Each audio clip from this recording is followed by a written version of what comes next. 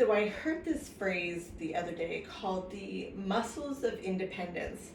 And this really resonated with me because a lot of students that I work with are mostly able-bodied, but aging and trying chair yoga or regular yoga as a way to strengthen and stabilize their muscles and work on balance so that they can help with the aging process and maintain some of that independence. And so these muscles of independence include the quadriceps, the hip flexor, and the group of the glutes.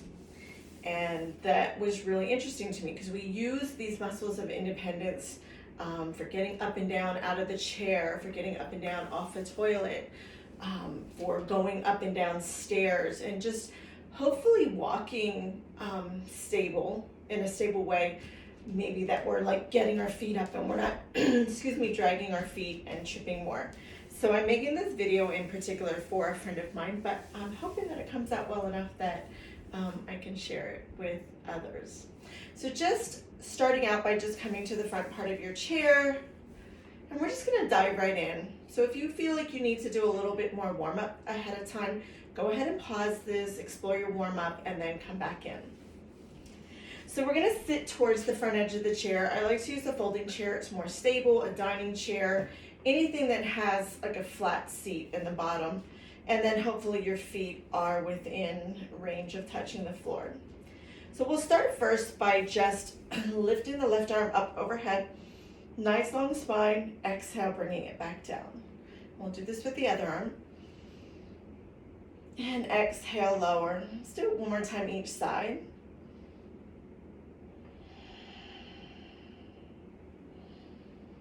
I'm gonna add a little bit more here. So as I lift my left hand, I'm gonna raise up onto my right toes and then come back down. And then I'll do the same on the other side. We're just starting to work on flexing the calf muscle, warming up the ankles. And so by adding a little bit at a time, you might say, well, today I'm just gonna stay here for a while, and maybe down the road, I'll add a little bit more. So with our next part, maybe you'll want to lift the leg a little bit more off the chair, off the floor, the foot off the floor. And then the other side. And just taking it nice and slow. You don't have to lift it high yet. You can keep doing it at this for a while. Your next option would be to take the leg even higher, but only when you're ready.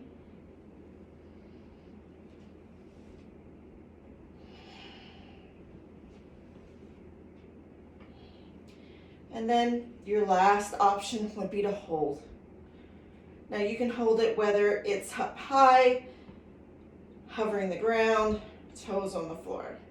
We'll take it to the other side. So again, toes on the floor, up a little bit higher, or as high as you can comfortably lift it and hold. Beautiful. Let's just bring everything down. Let's just tick-tock a little bit from side to side, loosening up things in the hips. And we're going to turn this into a full torso circle. So coming round and round. You can make big circles, little circles, go fast or slow. Just make sure that you're going in both directions. So reverse directions, if you haven't already.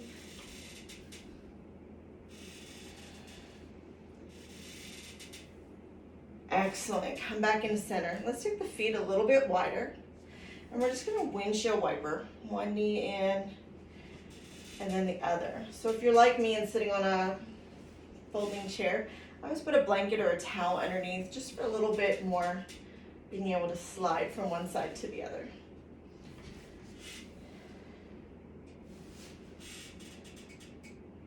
And you can stay and hold on one side if that feels good. Just exploring some of that movement and mobility in the hips there. Beautiful. So we're going to take ankle to the knee. Now, if this is challenging to you, you have options. You can put another chair out in front of you or a footstool, or you can cross at the ankles. and decide what feels best for you. If you can get that foot up, just very gently, this might be where you want to stay. And just very gently press the knee down towards the floor.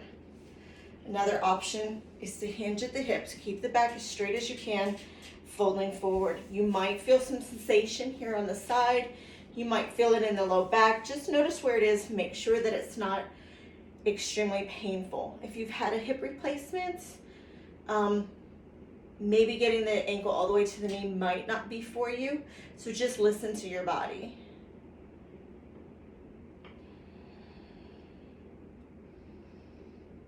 Very nice. Another breath here. And then coming back up to seated, let that foot come down to the floor, and we'll take it to the other side. And you might even find that one side is more comfortable than the other. Just notice it, not judging it. Just see what's happening. So if it's in your practice, fold forward.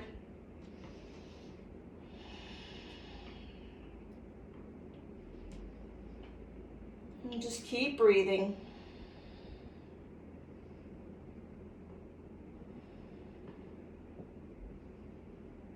One more cycle of breath here. And then come back up. We'll let that foot come down. I'm just going to tap out the feet a little bit. Let's move into some hip circles. So start with whatever hip you'd like and just drawing some circles in the air.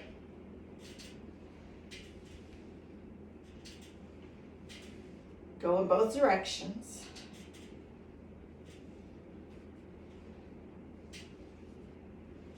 And bring the foot down beside the other one. We'll take it to the other side. Some big circles in the air. Go the other way.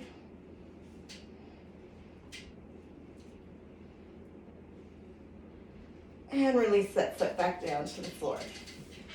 So we want to work on strengthening the quads here. So we're going to take this nice and slow. So we're going to lift the leg, extend the foot out in front, lift it back, and put it down. Do it to the other side. Lift, extend, bend, and return. So just taking it from one side to the other. You can do this as fast or slow as you like. And then you have options here. You can maybe even, when you extend the leg out, when you bring it back in the second time, see if you can take it a little higher. If that doesn't feel good, then just skip that part. It's just an option to explore. It's also one of these things, one more time on each side, that you could eventually add some ankle weights to really strengthen the quads here a little bit better. And then release. Very good. And then let's just bring the hands to the knees and we'll move through some cat-cow. So with the inhale, we arch the back, lift the chest and the chin, and on the exhale, round the spine, curl up into a ball. Inhaling, you tilt the pelvic cup forward, shoulders come back. Exhale, round it out. So just do this a few more times. Inhale, arching. Exhale, rounding. Feels really nice in the spine. You can even hang out in any part of the pose if that feels good. 2 more times.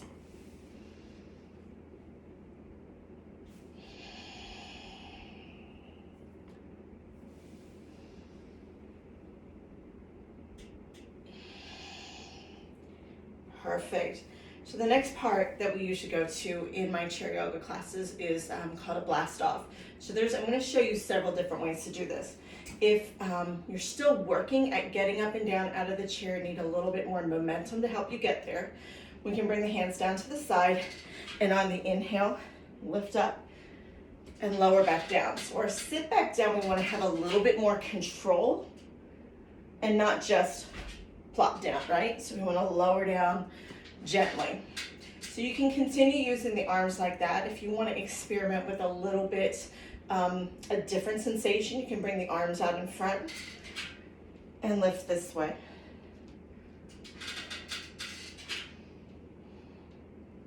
And if balance is an issue to you, you can bring the chair closer to the wall so that your fingertips are touching the wall here to help you be stable. And then you also have the option of wrapping the arms all the way around your shoulders and rising up and lowering this way. One isn't better than the other. It's just different ways of exploring the practice. So how I usually do this, and I'll just kind of stop here and stand up, is each week we add a little bit in, and we might start with 8 and then build up to 10 and then 12, and whatever you feel like you want to do, and keep playing with it. Just take it nice and slow and easy and controlled, and we can keep that freedom of getting up and down out of the chairs. So I'm going to stand behind the chair, put my hands on it. If you don't have a chair with a back like this, you can come to a wall, a kitchen counter, a dining table, anything that just can give you a little bit of stability. So take the feet about hips distance apart, and on the inhale we'll lift up to the toes and then lower the heels down. And just taking it nice and slow. Inhale, rising up to the toes. Exhale, lowering. Just keep doing this a few times. We're strengthening the ankles and strengthening the calf muscles. One more time. Perfect. Let's start to step away from the chair just a little bit and take a little bit of a forward fold. So the hands can stay on the back of the chair. They can go in the seat of the chair. If you want to face the seat of the chair, you can even, like this, turn it around towards you. Face, the seat. Take a forward fold. So we want to make sure that the knees are not locked, but that there's like a little bend there, and you can bend them as deep as you like. And you can work on that forward fold.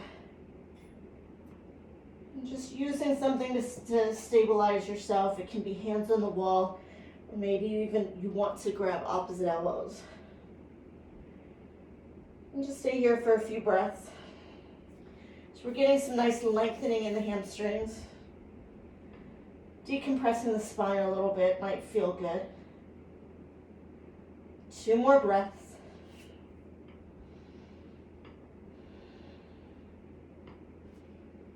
And then we'll start to walk ourselves back up, coming back up to standing.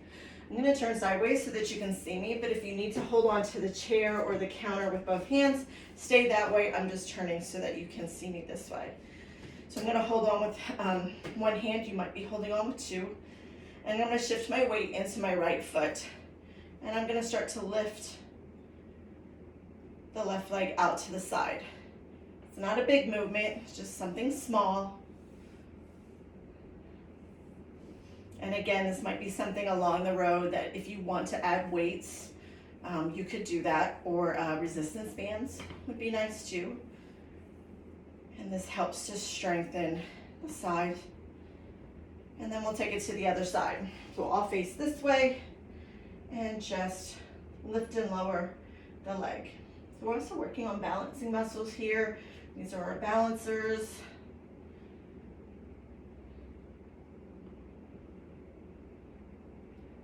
One more time. And I wasn't being very good at keeping count, so if you were counting, do what you did on each side the same. So bring the feet towards the mat here, or towards the chair. We're going to keep the left foot forward, and we're going to step the right foot back. So I'm going to move my chair up so I don't come off camera here. And we're going to let the right heel lift up off the floor. The left knee's going to bend. So stay holding on to the chair. So if you're finding that your body's like this and you're holding on, see if you can push yourself away. There's the stretch. There's the magic in the hip flexor there. And don't put your feet in a straight line. Let them be as wide as you like. If you put them in a straight line, you're gonna fall over. So the hands can stay on the chair or the wall. Maybe one hand comes up. And if you're feeling a little extra today, you feel like you can lift both hands, that's fine too.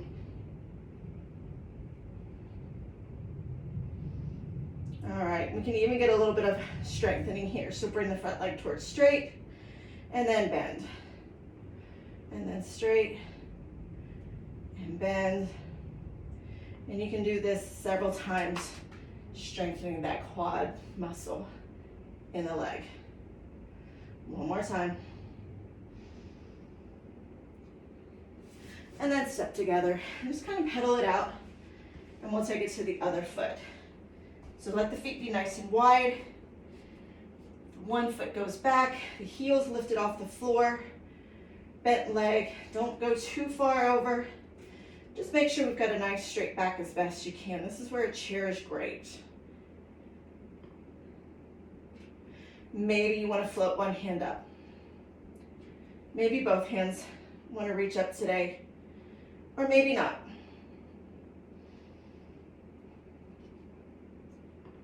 And then let's take that straight and bend, straight and bend. And just do this a few times.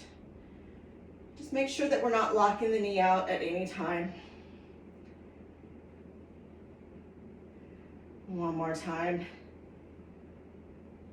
And then step together and pedal it out. We're doing good. One more thing. We're going to take the feet a little bit wider on the mat. And we're just going to bend. Keep the back nice and straight. Doesn't need to be a deep squat here.